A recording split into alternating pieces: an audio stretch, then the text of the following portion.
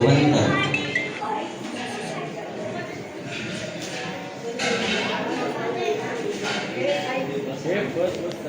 ज्योतिर्लिंग भगवान श्री त्र्यंबकेश्वराच्या वास्तव्याने आणि भगवान प्रभू श्रीरामचंद्रांच्या पदस्पर्शाने पुणे पावन झालेली ही नगरी अर्थात श्री क्षेत्र सिद्ध योगी महात्म्यांना सुद्धा साधना करण्यासाठी त्या तीर्थावरती जाण्याची इच्छा येते.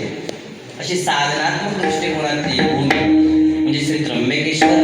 त्र्यंबकेश्वर चालू असलेला किंवा कारणास्तव काय कारणाने तुम्ही या ठिकाणी उपस्थित आहे. काय इतकं मुंबईवरून प्रवास करून तुम्ही मजल करता करता करता या त्र्यंबकेश्वर मध्ये रात्रभर प्रवास केल्याने या ठिकाणी आला. आम्ही देखील पहाटपासून प्रवास करून काय इथं आलं हे तुम्हालाही माहिती ना आम्हालाही माहिती ना. मी काही नाराज आहे का माझ्यावरती? काय महाराज कोण नाही. मी घरी जाऊ का? तुम्ही बोला ना राव. मी इतकं गोड तुमच्यासोबत बोलण्यासाठी आलोय. कीर्तन कशाला म्हणतो सांगतो मी तुम्हाला. अगोदर कीर्तनाची व्याख्या सांगतो. प्रवचन मी जो बोलतो मी प्रवक्ता आहे आणि तुम्ही श्रोते, बरोबर का नाही. श्रोत्याने बोलल्याच्या नंतर कमीत कमी वक्त्याने बोलल्याच्या नंतर कमीत कमी श्रोत्याने त्याचं प्रतिउत्तर देण्याला कीर्तन म्हणतात. आणि तुम्ही जर बोललेच नाही तर राजा मी कसं कीर्तन करणार. बोला बरं का. माझ्यावर काही नाराज नाही माझ्यावरती मामा तुम्ही नाही ना. आता आपल्याला कीर्तनाला सुरुवात करायची. कीर्तनाला सुरुवात करण्या अगोदर 2 नियम मी तुम्हाला सांगतो, ऐका. कारण माझं कीर्तन करत असताना एखाद्याचा फायदा नाही झाला तरी चालेल पण तोटा होऊ नये, आहे का नाही. एकदा आठवण्याची कोंबडी कळते तुम्हाला. अशी गोष्ट होऊ नये एखाद्या दृष्टिकोनातून. कीर्तन करत असताना कमीत कमी महाराज इतक्या त्र्यंबकेश्वर नावाचं पवित्र तीर्थ पाहणारा आम्ही आदरणीय श्री कैलासवासी पांडुरंग रघुनाथ धात्रक आमच्या मामांचं आम्ही पुण्यस्मरण साजरं करतोय.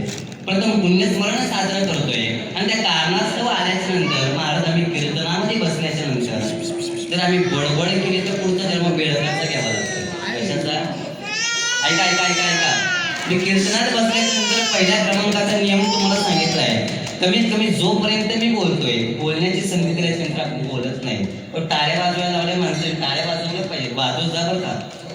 2च नियम मी तुम्हाला सांगतोय. असे काही कोर्टातले नियम तुमच्यासमोर अजिबात सांगणार नाही. कीर्तन चालू झालंय आपलं. कीर्तनामध्ये बसल्याच्या नंतर माणसाने बडबड करून कातू करायचा सिद्धांत आहे. कीर्तनी बैसोनी बडबड जो करी बेडूक होनी जन्मा. व्हायचं का बेडूक? नाही. मस्त फ्रेश आपल्याला कीर्तन करायचंय. आणि त्या तुका म्हणे तुम्ही आम्ही खेळी बेळी गदारोळी या दृष्टिकोनातून आपल्याला श्राद्धाचा पूर्ण बसण्याचा आहे. अखिल विश्वाच्या कलस्थानी विराजमान असणारे श्रीमंत जगद्गुरु तुकोबरायांचा अभंग मी चिंतनासाठी तुमच्या समोर ठेवला आहे. कोण तुकोबराय? मी तर म्हणेल महाराष्ट्रामध्ये जन्माला आलेल्या माणसाला ज्याला तुकाराम महाराज माहीत नाही असं जर एखादा सापडला तर तो महाराष्ट्रातलाच नाही असं म्हणावं लागेल. सगळ्यांना तुकाराम महाराज माहिती आहे. अहो हा देह घेऊन जे वैकुंठाला गेले ते तुकोबराय आणि त्या तुकोबरायांचा 4 चरणांचा या देहामध्ये जन्माला आल्याच्या नंतर कुठल्या अधिकाराची भावना आमच्या जीवनामध्ये प्राप्त झाली. काय कारण आमच्या जीवनामध्ये काही साधना आमच्या जीवनामध्ये आम्ही केली आणि त्या साधनेच्या जोरावरती आम्ही मोक्षपदापर्यंत गेलो, धन्य स्वरूपाला प्राप्त झालो. याची उत्तर तुकोबर आजच्या अभंगाद्वारे देतात. विढाला विढाला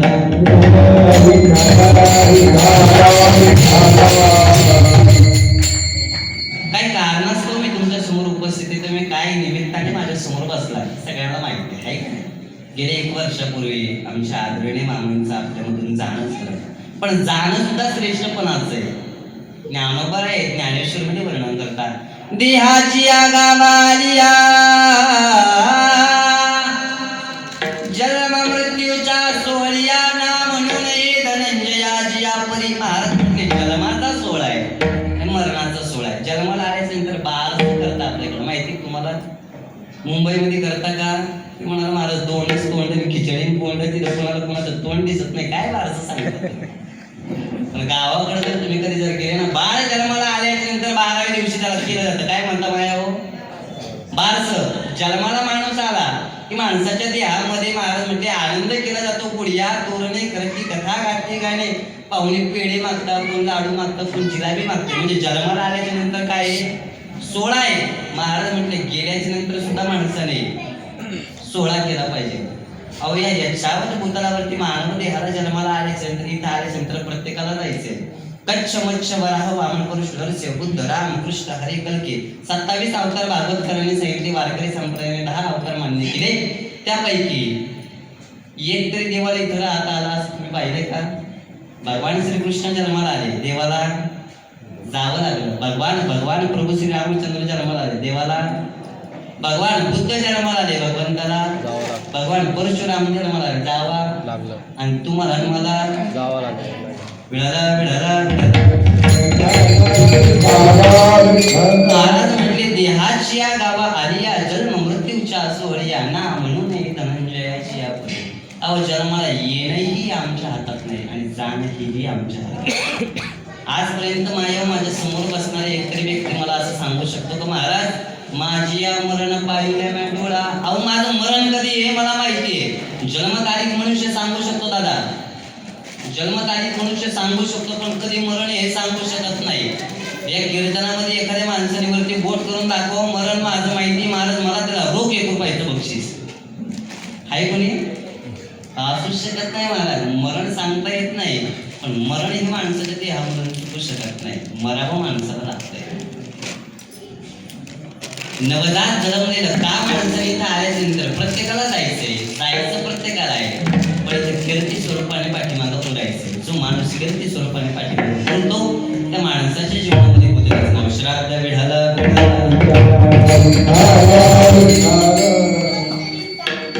तुका म्हणे का मरणीची सरे उत्तमाची उरे कीर्ती मागे. महाराज म्हटले आल्याच्या नंतर मरायचं प्रत्येकाला, पण कीर्ती रूपाने पाठीमागं उरायचंय. एक महात्मा सुंदर वर्णन करतो. तो असं म्हणतो, अरे कोण जाणे किस दिन मौत का पैगाम आ जाए, कोण जाने किस दिन मौत का पैगाम आ जाए, मेरी जिंदगी की आखिरी शाम हो जाए. कौन जाने किस दिन मौत का पैगाम आ जाए, मेरी जिंदगी की आखिरी शाम हो जाए. इसलिए तलाश करता वो हर एक पल किसी ना किसी के काम आ जाए, किसी ना किसी के काम आ जाए. अशा माणसाची पुण्यतिथी साजरी होते.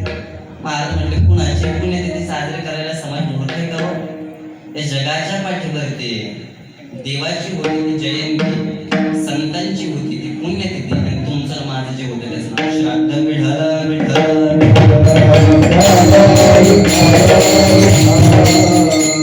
आणि जी श्राद्धाची क्रिया आहे त्याला गरुड पुराण असं सांगतं की नुसतं श्राद्ध. महाराज अविनाश महाराजांचं कीर्तन ठेवलंय बरं का, त्यांच्यासोबत 10 लोकांचा संच आहे, 3 गायक आहे, 2 वादक आहे. अहो इतकं सुंदर संच आम्ही महाराजांना बोलवलाय. एकादशीचा पर्व काळ आहे आणि 100 लोकांना अन्नदान आम्ही देतोय. महाराज म्हटले हव्वर पांगीपणाचा परमार्थ आहे आणि हव्वर पांगीपणाचा शब्द आहे. श्रद्धा कशाला म्हणतात? श्राद्ध शब्दामध्ये श्रद्धा नावाचा अर्थ सांगितलाय.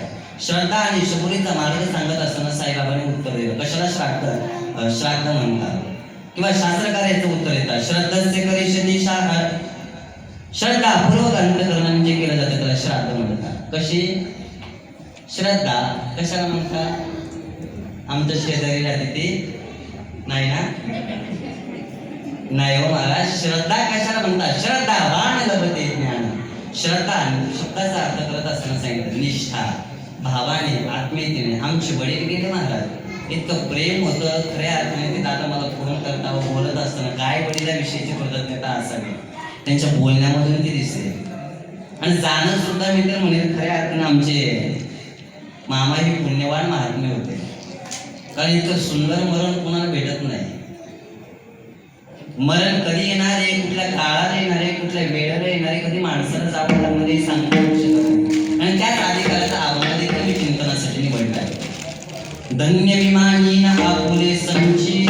संचित शब्द अर्थ ऐका, आजपर्यंत संचित नावाचा शब्द तुम्ही ऐकलाय का? संचित, प्रारब्ध. ऐका 3 शब्द तुमच्या समोर सांगतो सहजपणे तुम्हाला. आज मी तुकाराम महाराजांचा अभंग चिंतनासाठी निवडलाय. अभंग या भावाचा आहे. धन्य मी मानी. आजच्या अभंगाद्वारे तुको बराय स्वतःच्या संचिताला धन्यता प्रदान करता. मी संचित शब्दावरती तुमच्या समोर बोलतोय. संचित म्हणजे काय माहिती का? माहिती का? नाही, ठीक आहे. प्रारब्ध म्हणजे काय माहिती का? संचित माहित नाही, प्रारब्ध माहित नाही, नशीब नाही माहित. अहो महाराज, काल आम्हाला 10 लाखाची लॉटरी लागली. शेजारचं म्हणतो भाऊ माझ्या नशिबात नव्हतं, त्याच्या नशिबात होते. याला काय म्हणतात? रस्त्याने येता येता दोघं मित्र सोबत चालले होते. जाता म्हणजे एकाच्या खिशातली 100ची नोट खाली पडली. पडताना दोघांनी पाहिली, पण एकाने सुचली ते तशा याला नशीब. महाराज काय नाही हो, इतकं सुंदर जेवण होतं, इतकं सुंदर गुलाबजामचं जेवण होतं, पण खाता आलं नाही. शुगर त्याच्या नशिबात नाही. त्याच्या पलीकडे सांगू का, एका ठिकाणी माझ्या कबीर महाराजांचं कीर्तन चालू होतं. त्या कबीर महाराजांच्या कीर्तनामध्ये कबीर महाराज तू हा म्हणत होते. अहो या जगाच्या पाठीवरती करत असणारं प्रत्येक कार्य हे आपल्या नशिबाच्या अवलंबून आहे. आपण काहीच म्हणू शकत नाही. आज तुम्ही माझ्या समोर बसले तुमच्या नशिबात आहे, आणि मी तुमच्या समोर उभा आहे, माझं नशीब. प्रारब्ध हे कुणा माणसाला बदलता येत नाही. आजपर्यंत देवाधिकाराला प्रारब्ध बदलता आलं नाही. तुमचं माझं काय? कर्मे श्रीराम वनवासा गेला. महाराज म्हटले कर्माच्या दृष्टिकोनातून रामाला वनवासाला जावं लागलं. अहो कर्म आहे, देव होता तरी वनवास गेला. श्रीराम वनवासा गेला.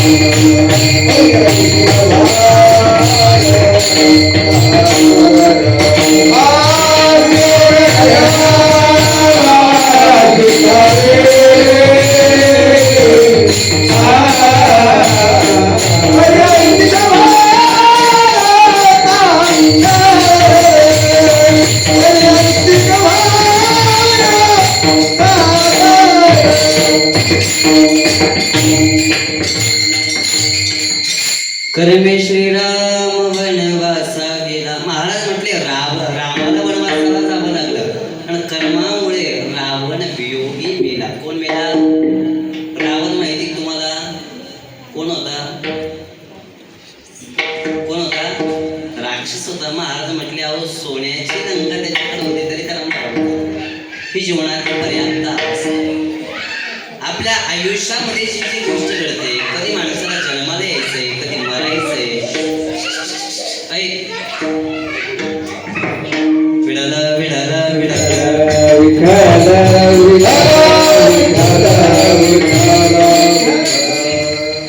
महाराज म्हटले कुण्या काळाला माणसाला जन्माला यायचंय, कुठल्या काळाला मरायचंय, इथं कधीपर्यंत माणसाला राहायचंय हे त्याला आपल्या हातात. कधी देवाचं बोलवणं येईल आणि माणसाला जावं लागेल, काही सांगता येतंय? आज मेला पण जा मेला बाप घटना गेला. आज मेला पण जा मेला बाप घटना गेला. आज मेला पण जा मेला बाप घटना गेला. मेला पण जा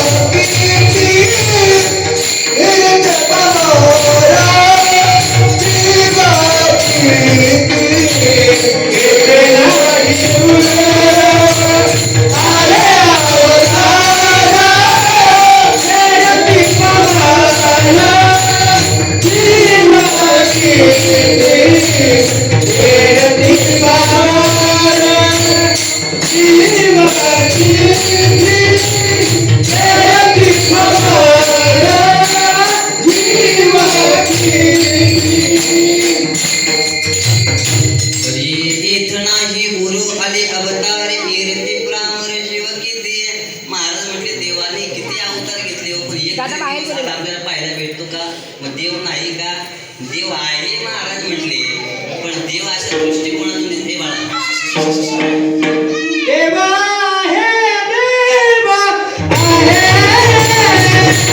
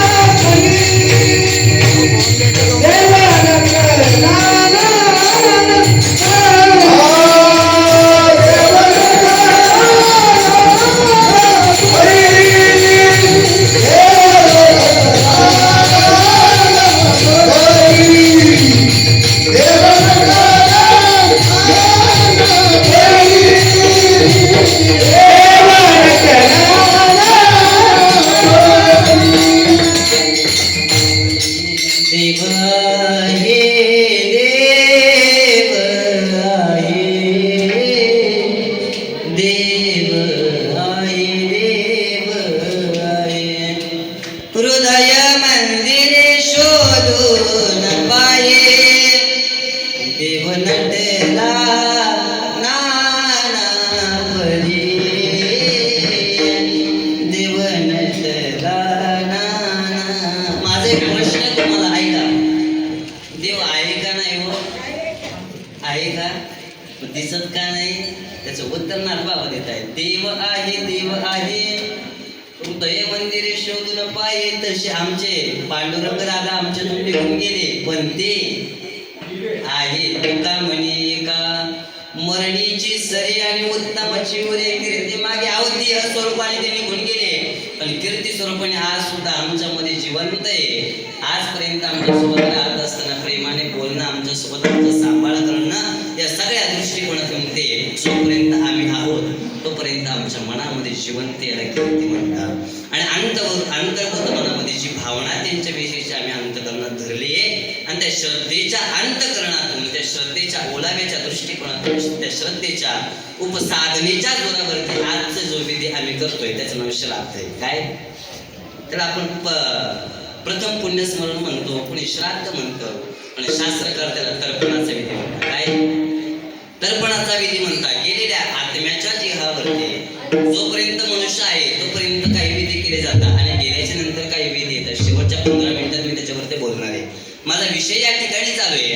महाराज म्हटले की आमच्या सोबत राहणारे, आमच्या घरामध्ये राहणारे, आमच्या कालावधीमध्ये, आमच्या पर्वामध्ये, आमच्या सानिध्यामध्ये राहणारे एखादा व्यक्ती गेला की आम्ही देवाच्या नावाने मोडतो का नाही?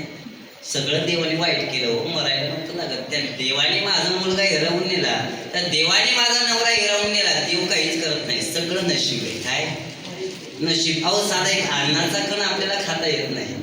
जी गोष्ट नशिबात आहे ती घडल्याशिवाय राहत नाही. ऐका, जी गोष्ट नशिबात आहे ती घडल्याशिवाय राहत नाही. कबीर महाराजांचे कीर्तन चालू आहे, आणि त्या कालावधीमध्ये एक व्यक्ती कबीर महाराजांच्या समोर बसला. ऐका, अन्न मान धन हे तो प्रारब्ध आदीनं काय सांगितलं? अन्न, मान आणि धन, म्हणजे तुम्हाला पद प्रतिष्ठा जी मिळणार ती सुद्धा नशिबात असावं लागते. यावर्षी नगरसेवक व्हायचं का नाही हे कुठं असावं लागतं? लोकांच्या मनावरती नाही, आपल्या नशिबात असावं लागतं.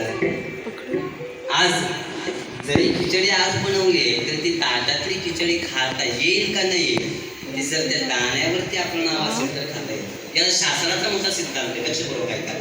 कबीर महाराजांचे कीर्तन चालू होतं. त्या कीर्तनामध्ये कबीर महाराज दुआ सांगत होते. हर दाने दाने पर लिखा होता है खाने वाले का नाम. आणि एक व्यक्ती समोर बसला होता दादा, आणि बसलेला असताना त्यांनी महाराजांना प्रश्न केला, महाराज काय लबाडवाणी बोलता, काय खोटं बोलता म्हणे, खरंच दाण्यावरती नाव लिहिलेलं असतं का? त्यांनी खिशामध्ये भुईमुंगाच्या शेंगा आणल्या. भुईमुंगाच्या शेंगा माहिती आहे ना सगळ्यांना. त्यांनी अशी एक शेंग फोडली, दाणा बाहेर काढला. कबीर महाराजांच्या हाताकडं असं तोंडाकडं दाणा केला. महाराज दाखवा या दाण्यावरती कुणाचं. पण संत नवती जगा माणसाच्या संतनवती जगा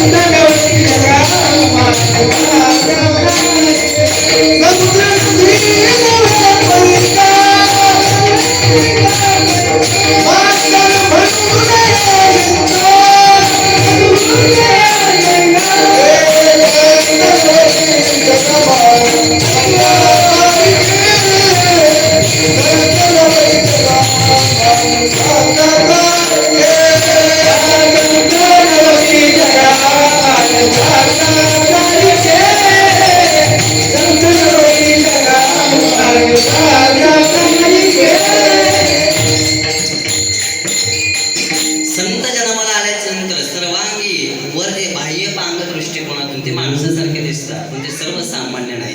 कबीर महाराजांनी त्या व्यक्तीने हातामध्ये दिलेला शेंगदाणा हातामध्ये घेतला, डोळे बंद केले आणि तीनही काळाचं स्मरण केलं. भूतकाळ, भविष्यकाळ आणि वर्तमान काळ.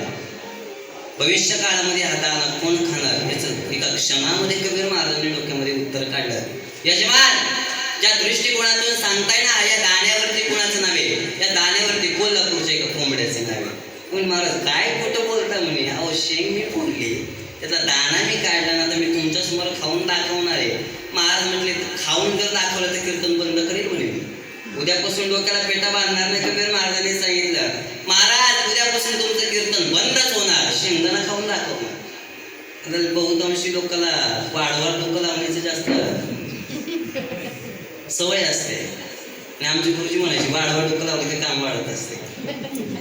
त्याने असे शेंग फोडल्याच्या नंतर तो दाणा हातामध्ये घेतला आणि घेतल्याच्या नंतर, दादा एक उत्तर आहे माझं तुम्हाला, असं शेंगदाण्याचा दाणा हातामध्ये, हा दाणा असा तोंडात टाकला तर जाईल का नाही? नाही जाणार? जाईल. पण त्या व्यक्तीने शायनिंग मारायची लोकांना सवय असते.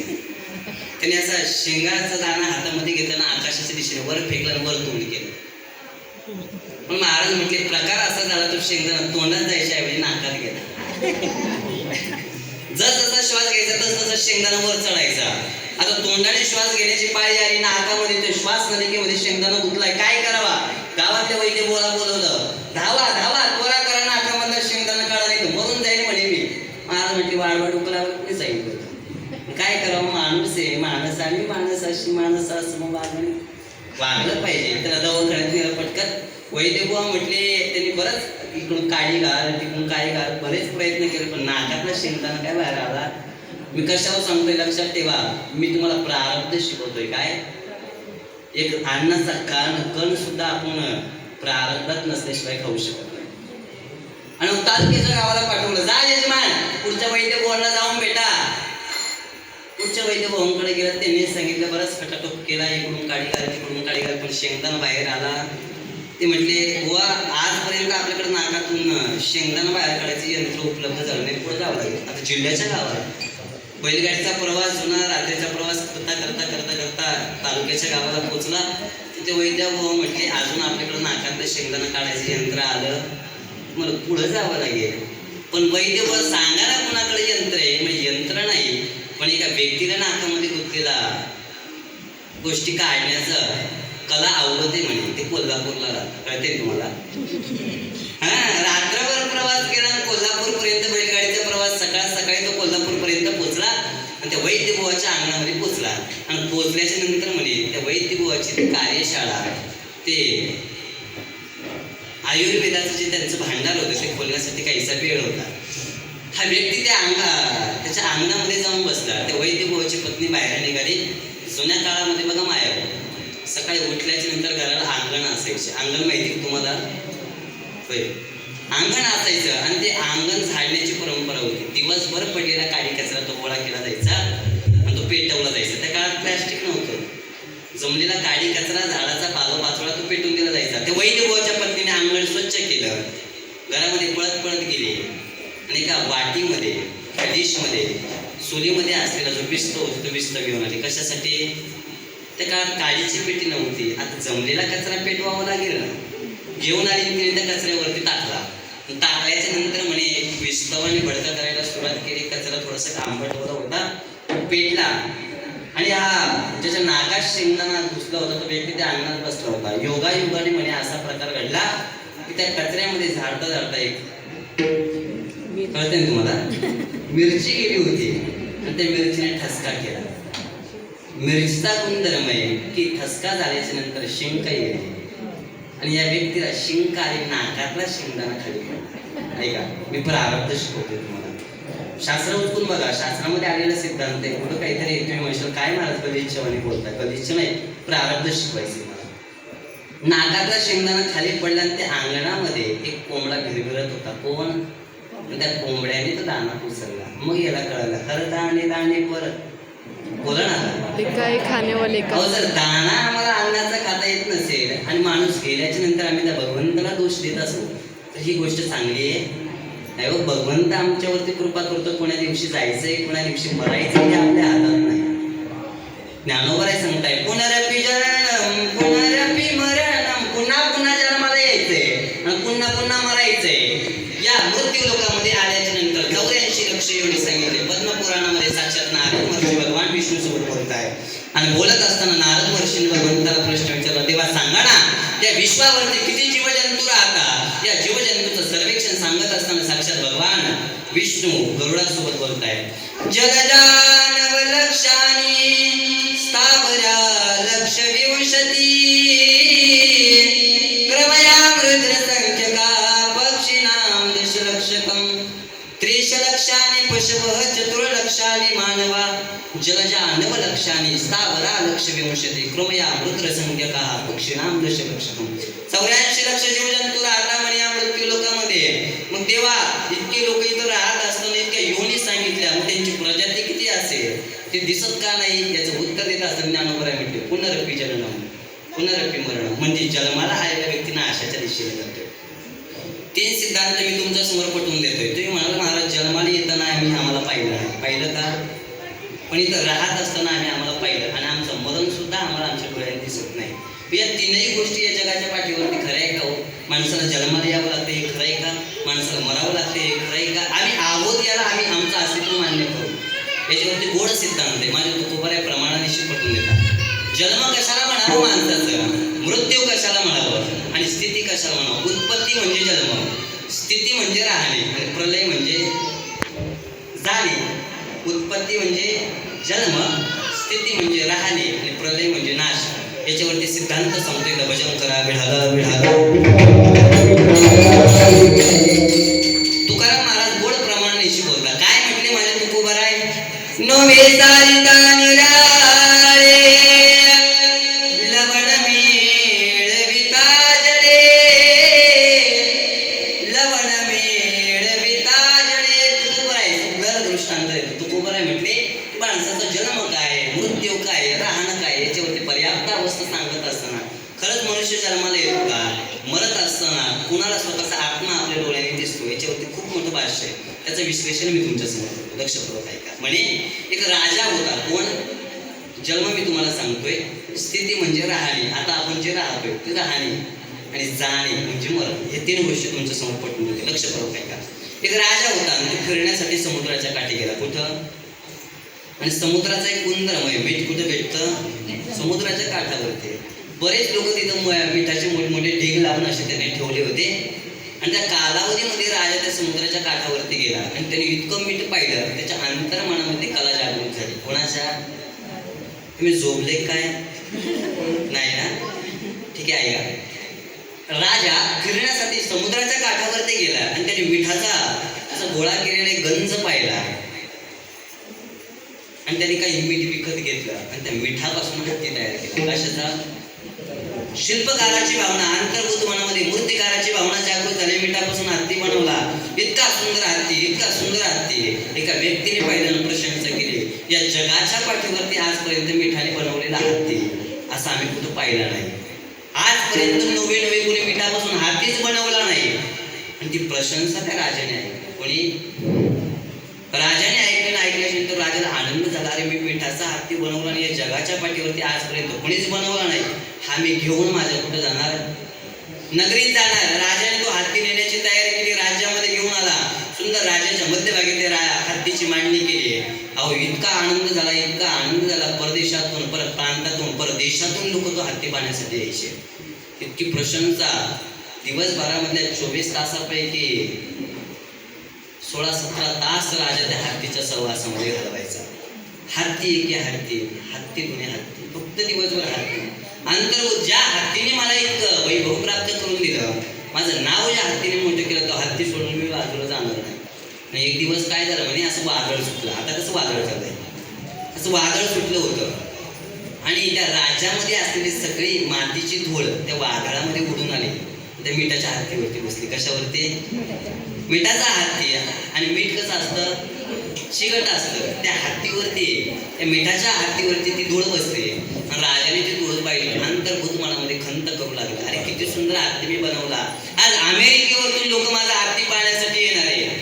आणि जर हा हत्ती जर असा मळदीला जर पाहिलं तर ते लोक मला नाव ठेवतील. जवळ 2 सेनापती उभे होते. त्यांना पटकन सांगितलं, ऐका म्हणे, काय करा म्हणे, तुम्ही या हत्तीची स्वच्छता करा. कोणाची? मी कशावर बोलते समजते तुम्हाला? जन्म, उत्पत्ती, स्थिती आणि लय. 2 जण तिथे उभे होते. 2 राजा निघून गेला. सांगितलं स्वच्छता करा. त्यातला एक जण म्हणे, का रे म्हणे, राजाने आतापर्यंत किती बक्षिसे मिळवले, किती पैसा अडका, धन दौलत, प्रॉपर्टी राजाकडे. जर या राज्यामध्ये राजाचं सगळ्यात जास्त प्रेम कुणावरती असेल तर हत्तीवरती. म्हणे या हत्तीची राजाने स्वच्छता करायला लावली. जर हा हत्ती आपण धुवून काढला तर? ऐका, काय करायला लावली? स्वच्छता करायला लावली. नुसतं झटकण्यापेक्षा जर आपण धुवून काढला तर दुसऱ्याने लगेच वाढवा डोकं लावलं. तो म्हटला, अरे आपल्या राज्यात इतकं पाणी नाही, पण राज्याच्या कडाने वाहणारी एक नदी, आपण जर नदीवरती हत्ती नेला तर? दोघांनी म्हटले, उगाच विचार करीता वाया जाय वेळ, आपण प्रॅक्टिकलच करून बघू म्हणे. दोघांनी हत्ती घेतला आणि ओढत ओढत नदीच्या काठावरती नेला. एक जण म्हणे, अरे बादलीने पाणी टाकण्यापेक्षा किती वेळ लागेल. हत्ती आता कालच पाऊस पडलाय, गोदावरी नदीला इतका पूर आलाय, हत्ती आपण पाण्यात घालू, प्रेशरने धुवून बाहेर. ऐका, असा हत्ती त्यांनी हातामध्ये घेतला. तो हत्ती पाण्यामध्ये घातला आणि परत बाहेर येईल का? नाही येणार. ऐका, माझा दृष्टांत सिद्धांत ऐका. सिद्धांत खूप गोडे. राजा समुद्राच्या काठावरती फिरायला गेला. फिरायला गेल्याच्या नंतर राजाने मीठ पाहिलं. त्या मिठापासून एक हत्ती तयार केला. त्या हत्तीचा जन्म झाला. हत्तीने नाही, राजाने मिठापासून हत्ती तयार केला. त्या हत्तीचा जन्म झाला. तो हत्ती त्याने आपल्या राज्यामध्ये आणला. 3 वर्षाच्या कालावधीमध्ये मिठाचा हत्ती त्या राजाच्या राज्यामध्ये राहिला. ही त्याची स्थिती झाली. आणि 2 सेनापतींनी त्याला उचललं, पाण्यामध्ये नेऊन टाकलं. हा त्याचा लय झाला. म्हणजे हत्ती जन्माला येतानाही आम्ही पाहिला, हत्ती इथं राहिला तेही आम्ही पाहिलं, हत्तीला मरताना देखील आम्ही पाहिलं. पण ऐका ना, तो हत्ती पुन्हा जन्माला